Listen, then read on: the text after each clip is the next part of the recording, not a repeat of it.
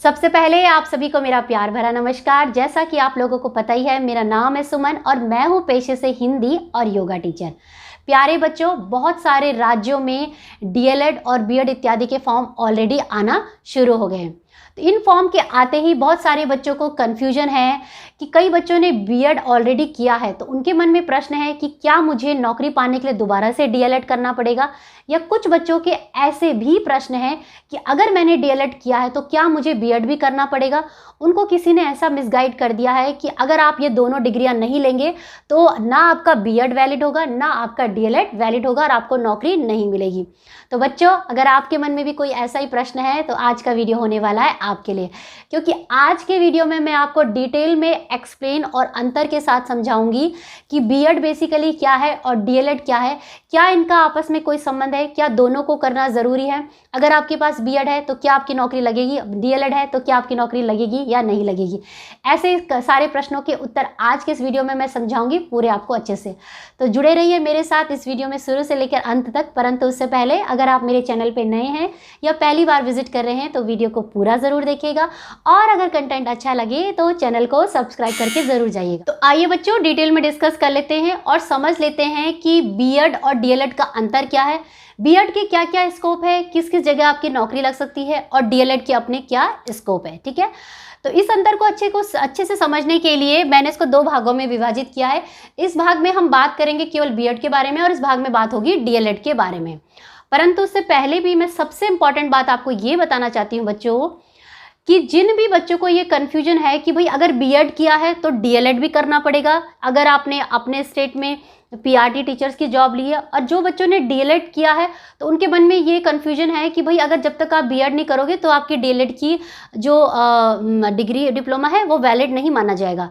तो उनको मैं एक ही जवाब देना चाहूँगी बच्चों कि सबसे पहले समझने वाली बात ये है कि चाहे आप बीएड करें चाहे डीएलएड करें, ये दोनों अपने आप में एक इंडिपेंडेंट डिग्री और डिप्लोमा है। ठीक है, अपने आप में एक अलग डिप्लोमा और डिग्री है, इसका आपस में एक दूसरे से कोई संबंध नहीं है। ठीक है, जैसे उदाहरण के लिए, जैसे आप जब ग्रेजुएशन करते हैं, ठीक है, तो चाहे आप ग्रेजुएशन आर्ट्स में करें, चाहे साइंस में करें, चाहे कॉमर्स में करें, फिर भी आप क्या कहलाए जाएंगे, एक कॉमन टर्म में आपको क्या बोला जाता है कि आप ग्रेजुएट है ना।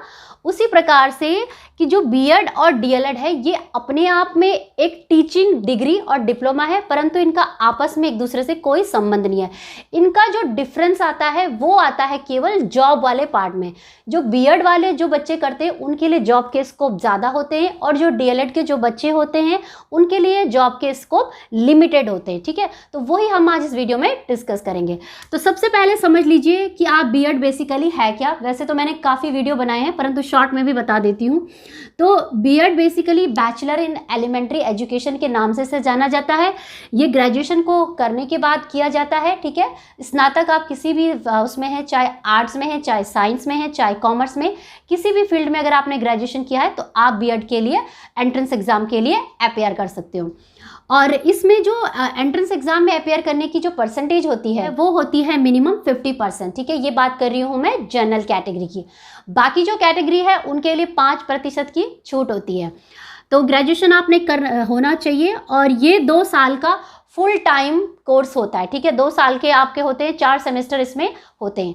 और अगर नई शिक्षा नीति आएगी तो हो सकता है कि बीएड 4 साल का इंटीग्रेटेड प्रोग्राम भी हो सकता है, 2 साल का भी हो सकता है और 1 साल का भी हो सकता है। तो ये तो बात हो गई बच्चों बीएड के बारे में। अब बात करते हैं कि भाई अगर आपने बीएड करा है इस साल या करना है तो आपके पास जॉब की क्या क्या अपॉर्चुनिटीज़ हैं और क्या क्या आप कहाँ कहाँ अप्लाई कर सकते हैं। तो बच्चों, जैसा कि बीएड के नाम से इसका पता चलता है, मैं आपको बता दूं कि ये टीचिंग की लाइन में 3rd हाईएस्ट डिग्री मानी जाती है। ठीक है, यानी कि अगर आप प्रोफेसर बनते हैं, कॉलेज में लेक्चरर बनते हैं, उसके बाद जो भी बच्चे बीएड करते हैं वो स्कूल में टीचर, अध्यापक, अध्यापिका इत्यादि बनते हैं। तो वो कौन कौन से उसमें अप्लाई कर सकते हैं वो आप समझ लीजिए। जिन भी लोगों ने बीएड किया है वो पीआरटी टीचर भी बन सकते हैं, टीजीटी टीचर भी बन सकते हैं और पीजीटी टीचर भी बन सकते हैं। इसकी कंडीशन थोड़ी सी और अलग है, वो मैं बताती हूँ। पीआरटी का मतलब कक्षा 1 से लेकर कक्षा 5 के अगर आप टीचर बनेंगे, टीजीटी मतलब कक्षा 6 से लेकर कक्षा 8 और पीजीटी का मतलब होता है पोस्ट ग्रेजुएट टीचर। तो ये बनता है आपका 9 to लेकर 12th तक। तो पीजीटी टीचर अगर आपने बनना है तो बीएड तो आपके पास होना चाहिए, ग्रेजुएशन भी होना चाहिए, उसके साथ साथ आपके पास होना चाहिए पीजी यानी कि पोस्ट ग्रेजुएशन भी आपके पास होना चाहिए। तो बच्चों ये स्कोप है आपके बीएड के, ठीक है। यानी कि आप छोटे बच्चों के टीचर भी बन सकते हैं, मिडिल क्लास के भी बन सकते हैं और हायर क्लास के भी टीचर बन जाएंगे। अब बात आती है कि भाई अगर आपने टीचर बनना है तो उसके लिए और क्या चीज़ चाहिए आपको, तो उसके लिए आपके पास होना चाहिए टीईटी, यानी कि अगर आपने बीएड किया है तो आपका टीईटी भी क्वालिफाई होना चाहिए। टीईटी का मतलब होता है टीचर एलिजिबिलिटी टेस्ट, इसके ऊपर मैं पूरा वीडियो बना चुकी हूँ। टीईटी और सीटीईटी में क्या अंतर है वो मैं आप देख लीजिएगा, डिस्क्रिप्शन बॉक्स में भी लिंक दे दूँगी, आई बटन पे भी दे दूँगी। तो टीईटी आपको पास करना पड़ता है बच्चों और सीटेट आपको पास करना पड़ता है।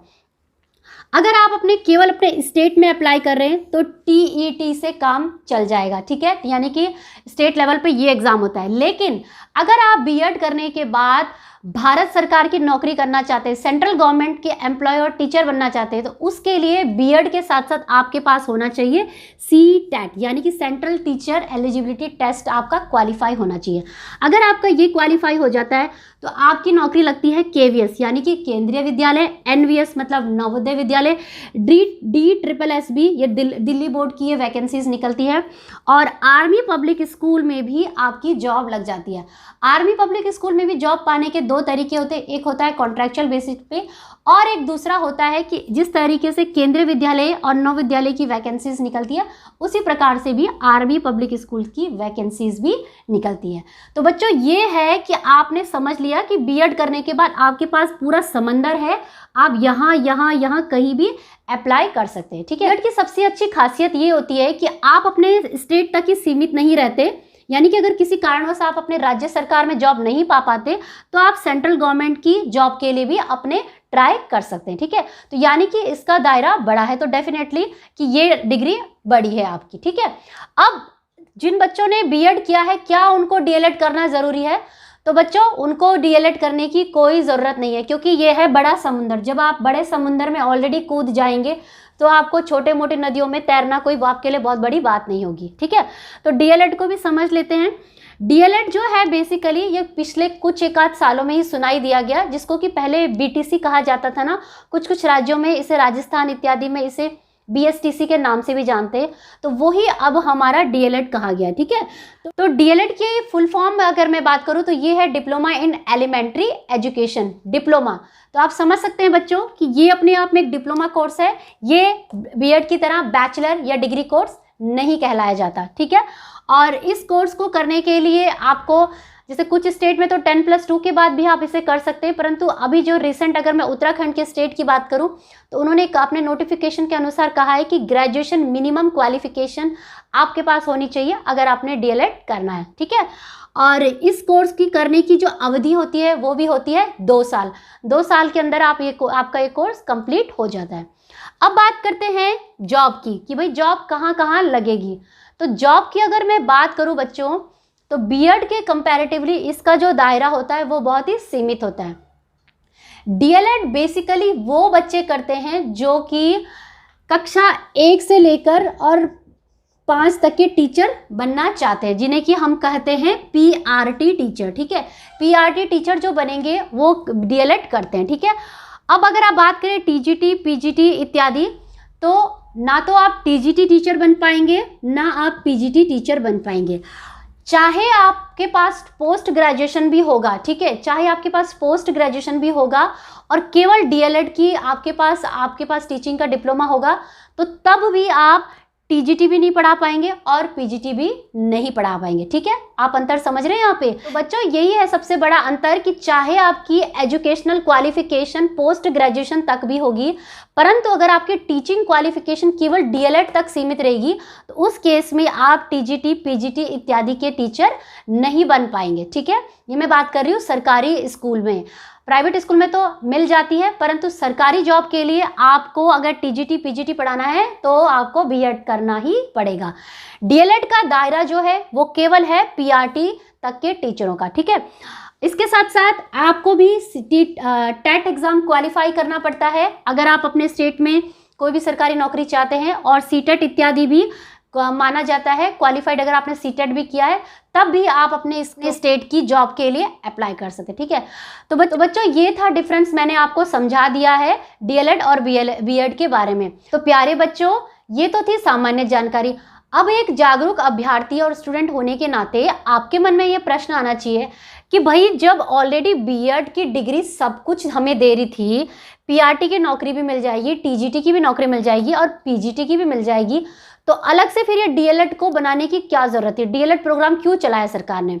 तो बच्चों इसका रीज़न ये है कि हुआ क्या कि कुछ राज्य सरकारों में, ठीक है, भारत के कुछ राज्य सरकारों में बहुत सारे राज्य स्टेट ऐसे जहाँ पे कि प्राथमिक विद्यालय बहुत ज़्यादा है, तो उन प्राथमिक विद्यालय में उनको करनी थी प्राइमरी टीचर की नियुक्ति। तो प्राइमरी टीचर की नियुक्ति के लिए उन्होंने क्या किया, एक शॉर्ट प्रोग्राम निकालने की सोची जिसे कि डीएलएड का नाम दिया गया, जो कि पहले टाइम पे बीटीसी होती थी।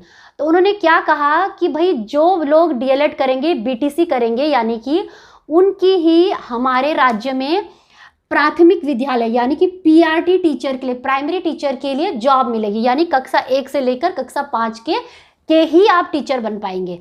तो हुआ क्या, इसमें यह भी कहा गया कि जिन बच्चों ने बीएड इत्यादि किया है वो लोग इस जॉब के लिए अप्लाई नहीं कर सकते, क्योंकि ये प्राइमरी टीचर की जॉब है, और जिन लोगों ने डीएलएड बीटीसी इत्यादि किया है वो ही इसके लिए अप्लाई कर सकते हैं। तो हुआ क्या कि जो बीएड वाले बच्चे थे वो गुस्से में आग बबूला हो गए, वो गुस्से में आ गए, और तो बीएड वाले बच्चों ने क्या किया कि जो अपने स्टेट है वहाँ पे उनके जो डिस्ट्रिक्ट कोर्ट में अपनी याचिका दायर की, और उसमें ये कहा कि भाई ये तो हमारे फंडामेंटल राइट्स के खिलाफ है। और बात बिल्कुल सही है, भाई शिक्षा पे तो सबका अधिकार है, नौकरी पे तो सबका अधिकार है। उनको लगा कि जो उनका right to equality, fundamental rights है और राइट टू एजुकेशन है, इसका हनन हो रहा है। तो उन्होंने अपनी याचिका दायर की है और अभी एक मामला कोर्ट में चल रहा है। अभी हमें अपना ज़्यादा दिमाग लगाने की ज़रूरत नहीं है, कोर्ट का फैसला अपने स्टेट के हिसाब से आ जाएगा। परंतु आप टेक्निकली समझ लीजिए कि आपने अगर टीचर बनना है तो ये एक बड़ा समंदर है, और अगर आपने छोटे समंदर में ही तैरना है तो ये डीएलएड आप कर सकते हैं। ठीक है, तो बच्चों बस यही जानकारी मैं अपने आज के वीडियो में देना चाहती थी। इस वीडियो को देखने के बाद भी अगर आपका कोई भी प्रश्न है तो आप मुझे कमेंट बॉक्स में कमेंट डाल सकते हैं।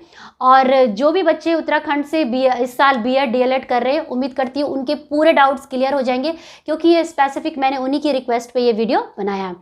तो बस बच्चों, आज के वीडियो को देखने के लिए बहुत बहुत धन्यवाद। उम्मीद करती हूँ ये जानकारी आपके लिए बहुत ही हेल्पफुल रही होगी, और इस चैनल के माध्यम से आपको काफ़ी अच्छी खासी जानकारी मिल रही होगी। अगर मिल रही है तो चैनल को सब्सक्राइब करिए जल्दी जल्दी, क्योंकि मैं अपने इस चैनल के माध्यम से, जिसका कि नाम है टीचिंग और लर्निंग हब, इसमें टीचिंग और लर्निंग से संबंधित काफ़ी अच्छे इंटरेस्टिंग वीडियो डालती रहती हूँ, और भविष्य में भी काफ़ी अच्छे इंटरेस्टिंग वीडियो आएंगे। तो वीडियो को देखने के लिए बहुत बहुत धन्यवाद बच्चों। मिलेंगे मेरे कुछ नए अच्छे इंटरेस्टिंग वीडियो के साथ। तब तक के लिए आप घर पे रहिए, स्वस्थ रहिए, मस्त रहिए, पढ़ते रहिए और आगे बढ़ते रहिए, क्योंकि पढ़ेगा इंडिया तभी तो आगे बढ़ेगा इंडिया। जय हिंद, जय भारत। धन्यवाद। सत्यमेव जयते। धन्यवाद।